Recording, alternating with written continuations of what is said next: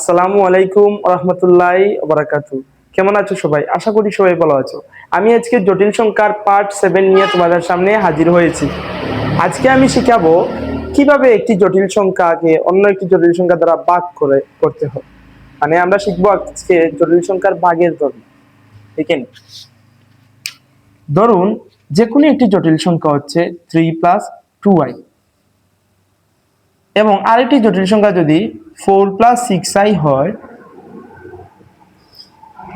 এই দুইটা জটিল সংখ্যার মধ্যে ভাগের সম্পর্ক রয়েছে। যদি আমরা দুইটা জটিল সংখ্যাকে ভাগ করি তাহলে আনসারটা কিভাবে বের করতে হয় সেটা আমি দেখাবো আজকে। এই যে রাশিটা রয়েছে, উপরে একটা জটিল সংখ্যা, নিচের একটা জটিল সংখ্যা, আমাদেরকে জটিল সংখ্যা যদি ভাগ ভাগ আকারে থাকে তাহলে আমাদেরকে প্রশ্ন এভাবে সলভ করতে হবে। যেমন Z1 একটা জটিল সংখ্যা, Z2 একটা জটিল সংখ্যা, দুইটা জিনিস যদি ভাগ আকারে থাকে তখন আমরা কিভাবে এগুলা সলভ করব। এগুলা দারুণ কয়েকটি ইনফো রয়েছে। যেমন নিচে যে রাশি রয়েছে সেটার অনুবন্ধী রাশি দ্বারা, আমি গত ক্লাসে বলেছিলাম অনুবন্ধী রাশি মানে জটিল সংখ্যার কাল্পনিক অংশের চিহ্ন শ্রেণী, মাঝের চিহ্ন শ্রেণী। নিচেরটার জটিল সংখ্যার অনুবন্ধী রাশি হচ্ছে 4 + 6i, এর অনুবন্ধী হচ্ছে 4 - 6i। এটা দ্বারা উপরে ও নিচে আমরা গুণ করব, উপরেও নিচে গুণ করব।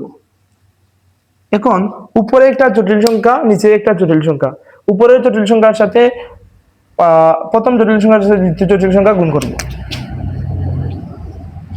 3 × 12, 3 × 18 i, 2i আর 4 গুণ করলে হবে 8i, 2i - 6i হয়ে যাবে -12i² ডিভাইডেড বাই, এখানে একটা ফর্মুলা পড়ে গেছে, এটাকে ধরুন a, এটাকে ধরুন b, a + b * a - b হচ্ছে a² - b²। a এর স্থলে 4 তার স্কয়ার মাইনাস b এর স্থলে কত 6i, 6i তার স্কয়ার। এখন যদি আমরা এটাকে ক্যালকুলেশন করে দিই তাহলে আমরা জটিল সংখ্যার আদর্শ আকৃতিতে প্রকাশ করা শিখে ফেলবো। যেমন এটাকে আমরা যদি উপরের লাইনে লিখি তাহলে হবে 4² মানে কত 16 মাইনাস 6 এর উপর স্কয়ার করলে কত হয় 36, i কে স্কয়ার করলে i²,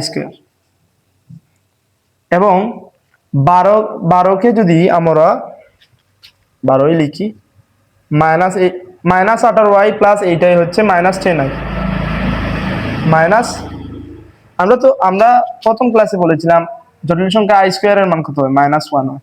যদি এখানে i² এর মান -1 হয়, মাইনাস মাইনাসে প্লাস হয়ে যাবে, প্লাস হলে এটা 12 হয়ে যাবে, +12 হয়ে যাবে।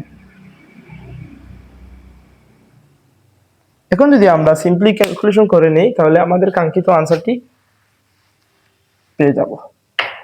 এখন 12 আর 12 যোগ করলে কত হয় 24 হয়, -10i ডিভাইডেড বাই, নিচেরটা যদি আমরা ক্যালকুলেশন করি 16 মাইনাস মাইনাসে মাইনাসে i² এর -1 আর এটা মাইনাস হয়ে যাবে +36।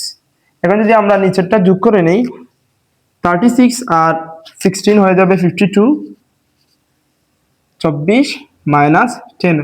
এখন আমরা যদি 52 দ্বারা এই ভগ্নাংশকে স্প্লিট করে দেই তাহলে কাঙ্ক্ষিত জটিল সংখ্যার আদর্শ আকৃতি পেয়ে যাব।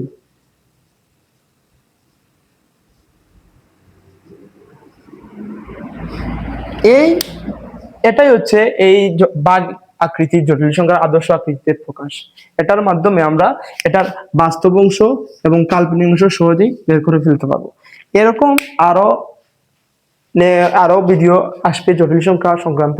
তোমরা আরো ভিডিও চাইলে আমাদের মিশনারি কোচিং সেন্টার পেজটি ফলো করো এবং লাইক কমেন্ট শেয়ার করো। ভালো থেকো সবাই। আসসালামু আলাইকুম রহমতুল্লাহি ওয়া বারাকাতুহু।